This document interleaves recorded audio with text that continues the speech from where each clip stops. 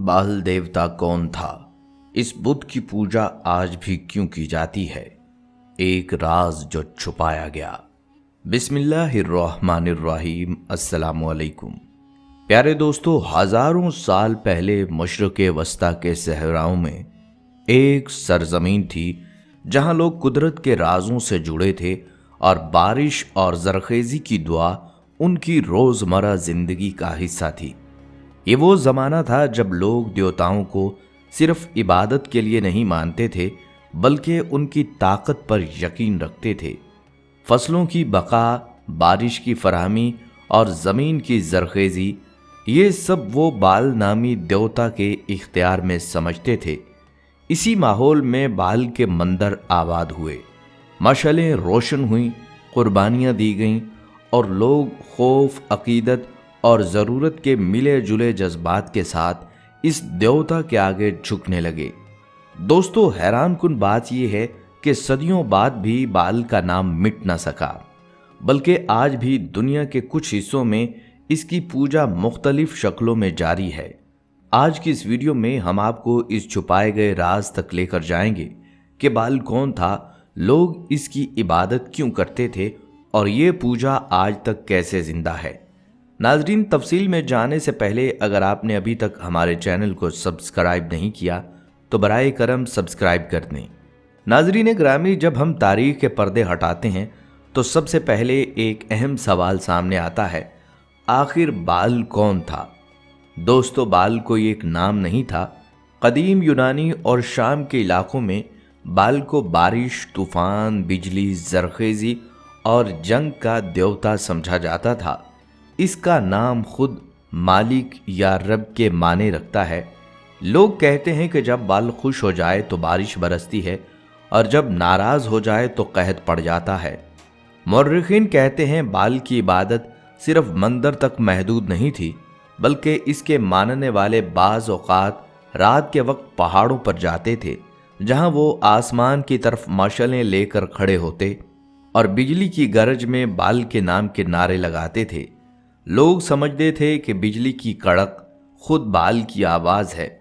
और दोस्तों, कुछ तहरीरें ये भी बताती हैं कि अगर रात बिजली ज्यादा गरजे तो लोग उसे बाल की खुशी तसव्वुर करते थे, और अगर बिजली रुक जाए तो कहते थे बाल हमसे नाराज हो गया। नाजरीन, इसीलिए उस दौर के लोग बाल के मंदिर ऊंची जगहों पर बनाते थे, पहाड़ी चोटियों पर, जहां उनका ख्याल था कि आसमान के देवता तक उनकी आवाज जल्द पहुंचती है। लेकिन ये इबादत सिर्फ फूल, दूध या धुआं जलाकर नहीं होती थी। तारीख हमें बताती है कि कुछ गिरोह बाल को खुश करने के लिए इंतहाई खौफनाक रसूमात अदा करते थे। नाजरीन, आपके जहन में सवाल पैदा होगा कि आखिर बाल की इबादत क्यों खौफनाक समझी जाती है। तो यहाँ ये बात भी जान लीजिए कि कुछ शहरों में बाल के लिए इंसानी कुर्बानी, बिलखुसूस नन्हे बच्चों की कुर्बानी दी जाती थी। जी हाँ, वो यकीन रखते थे कि अगर बच्चा बाल को पेश किया जाए तो पूरा साल बारिशें होंगी, दुश्मन शिकस्त खाएंगे और फसलें तैयार होंगी। मुर्रिख लिखते हैं कि बाल के बड़े मुजस्समे के सामने आग जलाई जाती थी, उसकी तपती हुई धात की बाहों पर कुर्बानी रखी जाती थी और लोग ढोल बजा बजा कर चीखों की आवाज़ें दबाने की कोशिश करते थे। ये वो हक़ाइक़ हैं दोस्तों जिन्हें बहुत अरसे तक छुपाया गया या मुख्तलिफ तहरीरों में मद्धम कर दिया गया, ताकि आने वाली नस्लें इन स्याह रस्मों तक रसाई हासिल न कर सकें। ये वो रसूमात हैं जिन्होंने बाल का नाम हमेशा के लिए खौफ और स्याह तारीख का हिस्सा बना दिया। बल्कि नाजरीन, हैरान ना हों, आज के दौर में भी बाल की इलामतें इस्तेमाल होती हैं। दुनिया भर में बहुत से बड़े फनकार, सिंगर, हॉलीवुड स्टार अपने कंसर्ट्स में सींगों वाला ताज, रेत के दायरे, शोले और बाल की मुशाबा इलामतें इस्तेमाल करते हैं। कुछ लोग कहते हैं ये महज आर्ट है, मगर मुहक्किकीन कहते हैं ये पुरानी इबादत की जदीद शक्लें हैं। कुछ इवेंट्स में बाल आर्श यानी बाल का दरवाज़ा भी बनाया गया है, जो असल में शाम के तारीखी शहर पालमीरा के मंदिर का नक्शा है। यहाँ तक कि 2016 में ये बाल का दरवाज़ा लंदन और न्यूयॉर्क में भी नस्ब किया गया था और इस पर बहुत तनकीद हुई।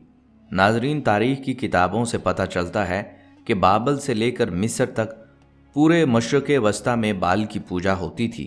خاص طور پر لبنان اور شام و فلسطین اور کنعانی علاقوں میں اس کی پوجا کی جاتی تھی، اور شاید بال تاریخ میں پوجے جانے والا سب سے بڑا اور مشہور دیوتا تھا۔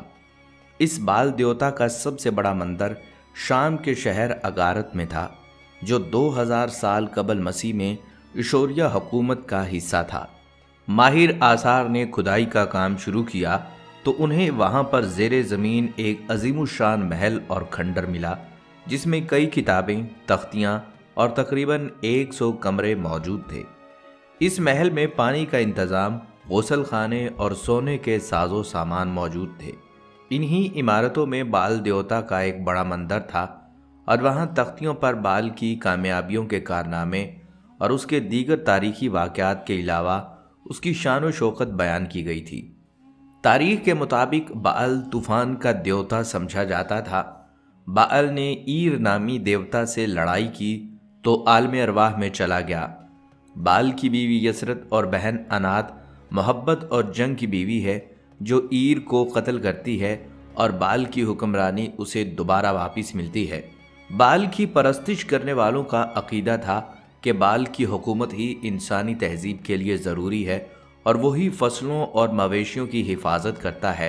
لیکن اس کے برعکس عہد وسطیٰ کے عیسائیوں کا ماننا تھا کہ بال دیوتا کی نظموں کو پڑھنے سے ایک شخص سچے خدا اور نبیوں سے نفرت کرنے لگتا ہے، اور بال کی پرستش کے نتیجے میں زناکاری، جنگ، فحاشی اور شہوت پرستی پھیلتی ہے۔ لہٰذا بال پرستی ایک شیطانی اور جھوٹا مذہب ہے۔ اگارتی تختیوں سے یہ پتہ چلتا ہے کہ بال ایک بچھڑے کے ساتھ مباشرت کرتا ہے، اور اس کام کے لیے وہ ایک بیل کا روپ اختیار کر لیتا ہے، اور یہی وجہ تھی کہ بال کے پجاری بھی زنا جیسے عمل کو گناہ نہیں سمجھتے تھے، اور بال کی بدکاری کو ایک مذہبی رسم کے طور پر ادا کرتے تھے۔ ناظرین، اگر عہد نامہ قدیم کی بات کریں تو اس کے مطابق بال کوئی افسانوی بت نہیں تھا، بلکہ بال نامی مخلوق سچ میں وجود رکھتی تھی۔ بلکہ کچھ محققین کے مطابق بال کی پوجا کبھی مکمل طور پر ختم نہیں ہوئی، صرف نام بدل گئے۔ کچھ علاقوں میں بال کو بل، بیل، بلحان، ہدہد، رامان کے ناموں سے پکارا جاتا تھا، یعنی دیوتا تو وہی رہا مگر اس کا تعارف بدل گیا۔ ناظرین، قرآن مجید کی سورہ صافات میں لفظ بال آیا ہے، جہاں حضرت الیاس علیہ السلام نے اپنی قوم سے پوچھا، کیا تم بال کی عبادت کرتے ہو اور بہترین خالق کو چھوڑ دیتے ہو؟ یہ وہی بال ہے، یعنی قرآن مجید نے بھی اس حقیقت کا پردہ چاک کیا ہے کہ یہ عبادت اتنی عام فہم تھی کہ ایک نبی کو پوری قوم کے سامنے آواز اٹھانی پڑی۔ ناظرین، جب حضرت سلیمان علیہ السلام کے دور میں بنی اسرائیل کی سلطنت عروج پر تھی، آپ علیہ السلام کے انتقال کے بعد ان کے بیٹے اہبام کے دور میں سلطنت 2 حصوں میں بٹ گئی۔ جنوبی فلسطین میں یہودیہ نام کی ایک سلطنت قائم ہوئی، جبکہ شمالی فلسطین میں اسرائیل کے نام سے ایک ریاست کا قیام ہوا۔ ان دنوں سیدہ یعنی موجودہ لبنان کی شہزادی ایزابل کی خوبصورتی کے چرچے ہر سو عام تھے، لہٰذا اسرائیل کا بادشاہ جس کا نام اخیب تھا اس سے شادی کر کے اسرائیل لے آیا۔ ان دنوں لبنان اور شام میں بال کی پوجا کی جاتی تھی۔ اخیب اول درجے کا زن مرید ثابت ہوا اور اپنی ملکہ ایزابل کے کہنے میں آ کر بال کی پوجا شروع کر دی۔ اخیب نے اسرائیل کے صدر مقام سامریہ میں بال کا ایک بہت بڑا عالیشان مندر تعمیر کیا۔ اس کو دیکھ کر اس کی رعایا بال دیوتا کی پوجا کرنے لگی۔ اس طرح سامریہ شہر کا نام بالبک یعنی بال کا شہر پڑ گیا۔ پورے ملک میں بال کی عبادت گاہیں تعمیر ہو گئیں اور اس کے نام پر قربانیاں دی جانے لگیں، اور یوں یہودی حضرت موسیٰ علیہ السلام کے بتائے ہوئے دین سے منحرف ہو گئے۔ ایسے وقت میں بھی چند اللہ والے لوگ تھے جو لوگوں کو برے کاموں سے روکتے اور اللہ کی طرف بلاتے۔ انہی حضرات میں ایک نیک بزرگ یرمیہ بھی تھے۔ بال کی پوجا کے ایک خاص دن ملکہ ایزابل اور بادشاہ اخیب بال کے مندر میں موجود تھے اور پوجا زور و شور سے جاری تھی۔ تب یرمیہ اخیب کے پاس آئے، اسے سمجھانے کی کوشش کی کہ بت پرستی چھوڑ کر اپنے دین حق کی طرف لوٹ آئے۔ اخیب تو اس بات پر خاموش رہا، مگر ایزابل پوجا میں خلل ڈالنے پر بھڑک اٹھی اور اپنے سپاہی کا نیزہ لے کر حضرت یرمیہ کے سینے میں گھونپ دیا۔ آپ ایک دل خراش آہ کے ساتھ زمین پر گر گئے، مگر آپ کی نظریں بدستور ایزابل پر جمی رہیں۔ آپ نے مرنے سے پہلے ایزابل سے کہا، تو نے مجھے حق گوئی کی پاداش میں مار ڈالا ہے، اب تو انتظار کر جب تو اسی طرح مار دی جائے گی اور جنگلی کتے تیرا گوشت نوچ نوچ کر کھائیں گے۔ اس کے بعد زن مرید اخیب اور ایزابل وہاں سے چلے گئے۔ اس واقعے کے بعد اہل ایمان کے حوصلے کافی پست ہو چکے تھے۔ وہ دیکھ چکے تھے کہ ایزابل کا ان کے بادشاہ پر کتنا اثر ہے۔ یہ بدبخت ملکہ خوبصورت ہونے کے ساتھ ساتھ انتہائی مغرور اور سفاک تھی۔ صرف ایک عورت نے پورے بنی اسرائیل کو بت پرستی کی راہ پر ڈال دیا تھا۔ اس کے بعد اللہ تعالیٰ نے حضرت الیاس علیہ السلام کو بنی اسرائیل پر نبی مابعوث کیا۔ حضرت الیاس جیلاد شہر کے رہنے والے تھے اور بائبل میں آپ کا تذکرہ ایلیا کے نام سے موجود ہے۔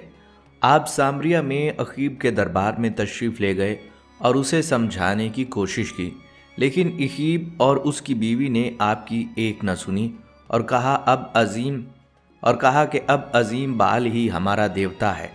یہ سن کر آپ وہاں سے سرزمین عرب کی طرف تشریف لے گئے اور وہاں تبلیغ کرنے لگے، لیکن آپ کے جانے کے بعد سامریہ میں بارش تو دور اوس تک پڑنی بند ہو گئی۔ بال کے نام پر خوب چڑھاوے اور قربانیاں دی گئیں، مگر بے سود۔ قحط اتنا بڑھ گیا کہ لوگ لوٹ مار پر اتر آئے، یہاں تک کہ بادشاہ کے محل کا گھیراؤ کر لیا اور اس کے کچھ حصوں کو آگ لگا دی گئی۔ اب بادشاہ انتہائی پریشان ہوا اور حضرت الیاس کو ڈھونڈ کر ان سے بارش کے لیے دعا کی درخواست کی، لیکن یہ بات ایزابل اور بال کے پجاریوں کو ناگوار گزری اور وہ حضرت الیاس علیہ السلام کی مخالفت پر اتر آئے۔ حضرت الیاس نے تجویز پیش کی کہ تم اپنے معبود بال کے نام کی قربانی دو اور میں اللہ کے نام کی قربانی دوں گا۔ جس کی قربانی قبول ہو گئی اس کے معبود سے بارش کے لیے دعا کی جائے گی اور دوسرے فریق کو سزائے موت دی جائے گی۔ اس زمانے میں دستور یہ تھا کہ قربانی کا جانور ذبح کر کے ایک میدان میں چھوڑ دیا جاتا۔ قبولیت کی نشانی یہ تھی کہ غیب سے ایک آگ نمودار ہوتی اور قربانی کے جانور کو جلا دیتی۔ غیبی آگ نے حضرت الیاس علیہ السلام کی قربانی کو جلا کر راکھ کر دیا۔ یہ دیکھ کر بادشاہ کے اوپر لرزہ طاری ہو گئی۔ اس نے حضرت الیاس علیہ السلام سے معافی مانگی اور پجاریوں کے قتل کا حکم دے دیا۔ یہ دیکھ کر حضرت الیاس علیہ السلام نے اللہ کے حضور بارش کی دعا کی، دعا قبول ہوئی، بارش خوب برسی اور خوشحالی لوٹ آئی۔ بادشاہ جب محل میں لوٹا تو ایزابل نے اسے دوبارہ گمراہ کرنے کی کوشش کی اور وہ گمراہ ہو گیا اور دونوں حضرت الیاس علیہ السلام کی جان کے دشمن بن گئے اور یہ ملک دوبارہ بت پرستی، شراب نوشی اور زنا اور دیگر برائیوں کا مرکز بن گیا۔ اس کے ساتھ ساتھ یہودیہ میں بھی بت پرستی عام ہو گئی، جس کی وجہ ایزابل کی بیٹی تھی، جس کی شادی یہودیہ کے بادشاہ یہورام سے ہوئی تھی۔ یوں یہورام اور اس کے ساتھ پورا فلسطین بال پرست بن گیا۔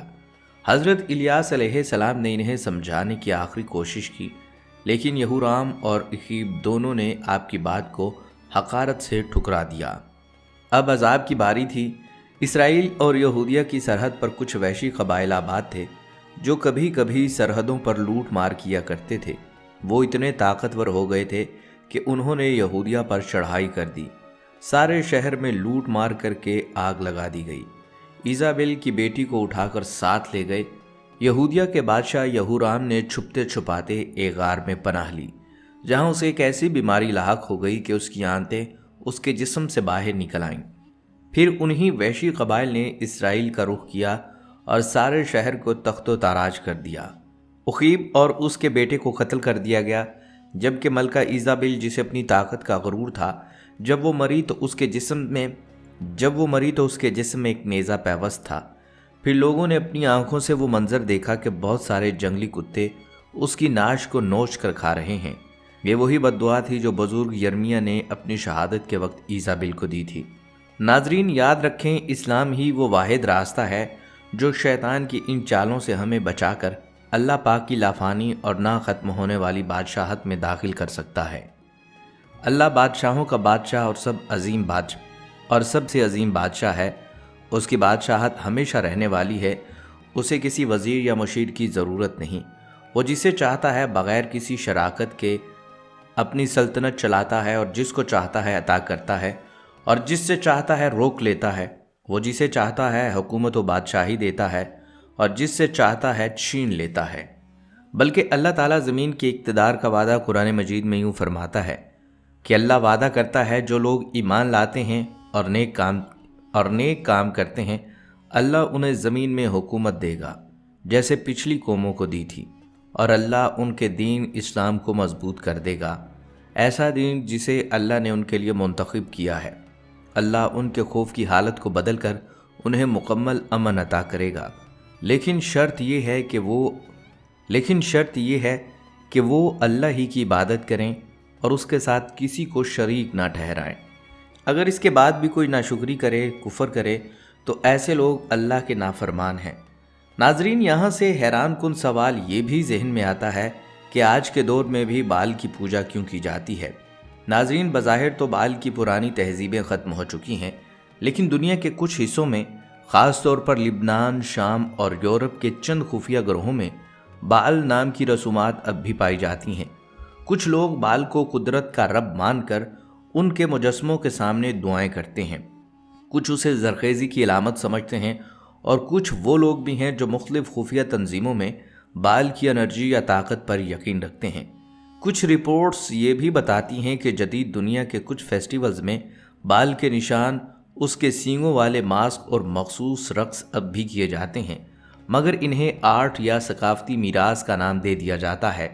اور ناظرین، اگر آپ نیٹ پر سرچ کریں تو یہ بات آپ کو دیکھنے کو ملے گی کہ انگلینڈ میں منعقد ہونے والے 2022 کامن ویلتھ گیمز کی افتتاحی تقریب ایک شیطانی رسم کے ساتھ شروع ہوئی۔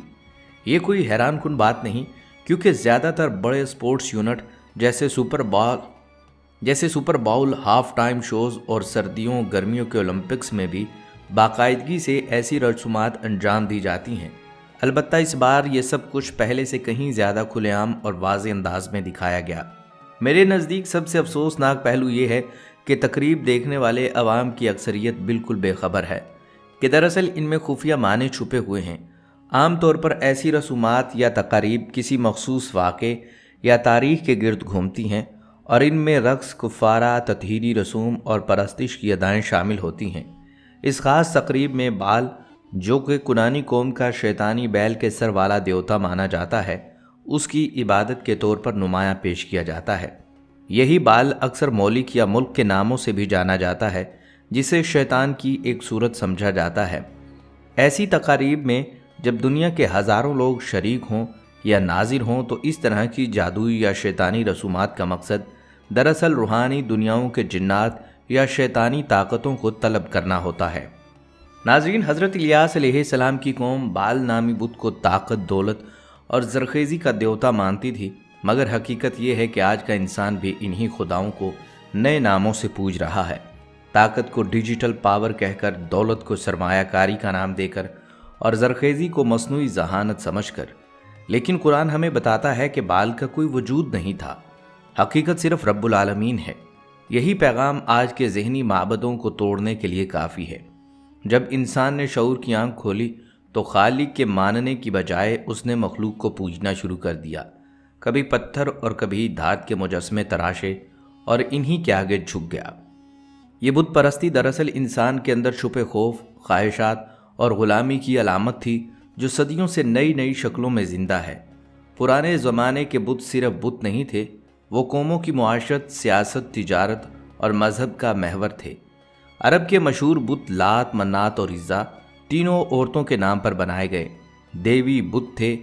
انہیں رزق، محبت، جنگ اور بارش کی دیویاں سمجھا جاتا تھا۔ لات طائف میں سفید پتھر کی شکل میں پوجا جاتا تھا، اس کے سامنے نظریں چڑھائی جاتیں۔ منات حجاز اور یمن کے بیچ ایک مشہور بت تھا، جہاں لوگ بچوں کے بال مڑوا کر چڑھاوے دیتے۔ عزا قریش کی دیوی تھی، جس کے سامنے قربانیاں دی جاتی تھیں تاکہ جنگ میں فتح ہو۔ قرآن نے اس گمراہی کی طرف اشارہ کرتے ہوئے فرمایا، کیا تم نے لات، عزا اور منات، اس تیسرے بت کو دیکھا؟ یہ یاد دہانی ہے کہ جب عقل سو جائے تو انسان مخلوق کو خالق کے برابر سمجھنے لگتا ہے۔ اس طرح کنانیوں کے ہاں ایک دیوتا مولک تھا، जिसके लिए बच्चे जिंदा जलाए जाते थे ताकि देवता खुश हो जाए। ये बुत सिर्फ मजहबी इलामतें नहीं थे, बल्कि खौफ और लालच के कामिल निज़ाम थे, जिनसे सरदारों और पुजारियों की ताकत बाकी रहती थी। वक्त गुजरा तो पत्थर के बुत कम हो गए, मगर शख्सियत के बुत पैदा हो गए। आज लोग पत्थर नहीं पूजते, चेहरे पूजते हैं। रूहानी पेशवा, मुर्शद, खलीफा, इमाम या गद्दी नशीन अकीदत के नाम पर इंसानों को ज़हनी गुलाम बना लेते हैं। पहले बुत कुर्बानियाँ मांगते थे, अब ये रूहानी बुत चंदे, वक्त, इज्जत, मेहनत, हत्ता के बच्चों की कुर्बानी मांगते हैं। यही मजहबी कारोबार है जहां अंधी पैरवी जहन को मफलूज कर देती है। सोशल मीडिया ने इस शख्सियत परस्ती को मुकम्मल डिजिटल मंदिर बना दिया है, जहां तस्वीर, वीडियोस और क्लिप्स के जरिए मुर्शदों के मुजस्समे सजाए जाते हैं। लोग लाइक्स और तबसरों की शक्ल में सजदे करते हैं और समझते हैं कि यह अकीदत निजात दिला देगी। नाजरीन, एक गैर मुस्लिम रहनुमा ली कुआन यू ने कहा था, हमें अपनी तस्वीरें दीवारों पर नहीं लगानी चाहिए, अपने किरदार से लोगों के दिलों में जगह बनानी चाहिए। इस उसूल पर सिंगापुर ने तरक्की की। न किसी लीडर की पूजा, न मज़ार, न गद्दी, सिर्फ कानून, किरदार और मेहनत। नतीजा, सिंगापुर दुनिया के तरक्की याफ्ता ममालिक में शामिल। बाज़ मजहबी गिरोह अब भी कदीम लात, मन्नात और इज़्ज़ा की तरह अपनी रूहानी बुतों के गिर्द चक्कर लगा रहे हैं। तारीख का उसूल है, बुत बदल जाते हैं, गुलामी नहीं। कभी लातो मनात, कभी मोलक, बाल या हबल, कभी इस्लाम का पैगाम, लेकिन इस्लाम का पैगाम हमेशा एक रहा, ला इलाहा इल्लल्लाह। ना कोई माबूद, ना कोई पेशवा, ना कोई रहनुमा खाली के बराबर हो सकता है। ईमान तब जिंदा होता है जब इंसान अपने अंदर और अपने मुआशरे के उन नज़र न आने वाले बुतों को तोड़ दे। जब इंसान अल्लाह की रबूबियत पर यकीन कर ले कि मेरा अल्लाह मेरा रब है, जब इंसान अल्लाह की रबूबियत पर यकीन कर ले कि मेरा रब मेरा अल्लाह है और इसी पर जम जाए, तो उसे ना खौफ रहता है ना गम। फिर यकीन होता है कि जो कुछ हो रहा है अल्लाह के अज़न से हो रहा है। समीओ बसीर ज़ात मेरा वली, मेरा मुहाफिज, मेरा मददगार है। फिर फ़िक्र कैसी। दुनिया में अगर कोई ताकतवर इंसान दोस्त बन जाए तो आदमी बेखौफ हो जाता है। तो सोचो, जब अल्लाह जो पूरी कायनात का मालिक है तुम्हारा दोस्त हो जाए, फिर खौफ, फिर गम कैसा। दुनिया व आखिरत में अल्लाह से बढ़कर कोई ताकत रखने वाला नहीं। बंदों से डरना, उन पर मरगूब होना इसी बात की दलील है कि अभी अल्लाह की ताकत का इदराक नहीं हुआ। नबी सल्लल्लाहु अलैहि वसल्लम ने फरमाया, सारी इंसानियत मिलकर भी तुम्हें नुकसान नहीं पहुंचा सकती मगर वही जो अल्लाह ने लिख दिया हो। फिर डर कैसा, गुलामी कैसी। जहाँ ये समझ लिया कि गैरुल्लाह के पास ताकत है, यही शिरक है। बुतों से उम्मीदें और खुदा से नाउमीदी, इससे बढ़कर कुफर क्या होगा। ला हौला वला कुव्वता इल्ला बिल्लाह। कोई ताकत नहीं मगर अल्लाह की ताकत। तो फिर दर दर सजदे क्यों, बंदों के सामने गिड़गिड़ाहट क्यों, भीख क्यों, जब सब कुछ देने वाला अल्लाह ही है। पानी प्यास बुझाता है मगर प्यास बुझाने की सिर्फ पानी में नहीं, अल्लाह के अज़न में है। फिरौन लश्कर लेकर आया, आले मूसा घबरा गई। मूसा अलैहिस्सलाम ने कहा, मेरे साथ मेरा रब है। सामने समंदर खड़ा था मगर ईमान कहता था कि रास्ता निकलेगा, और अल्लाह ने समंदर को चीर कर रास्ता बना दिया। जिसका यकीन अल्लाह पर हो जाए, अल्लाह को सच्चा सुपर पावर माने, वो किसी इंसान, किसी मुर्शिद, किसी खलीफा के सामने नहीं झुकता। नाजरीन, वक्त के सहराओं में बाल के मंदिर तो मिट गए मगर एक बात आज भी बाकी है। जब इंसान खुदा से दूर हो जाए तो वो किसी न किसी ताकत, खौफ या उम्मीद का गुलाम ज़रूर बन जाता है। वो कभी बाल कहलाता है, कभी हुदहुद, कभी ताकत, कभी ख्वाहिश, कभी दुनिया, और कभी कभी इंसान खुद अपनी अना को अपना बाल बना लेता है। और अगर इस वीडियो ने आपको ये सोचने पर मजबूर किया है तो लाइक और सब्सक्राइब ज़रूर कीजिएगा। क्या आप समझते हैं कि इंसान आज भी किसी न किसी सूरत में किसी न किसी बाल की पूजा कर रहा है? कमेंट सेक्शन में ज़रूर बताइएगा।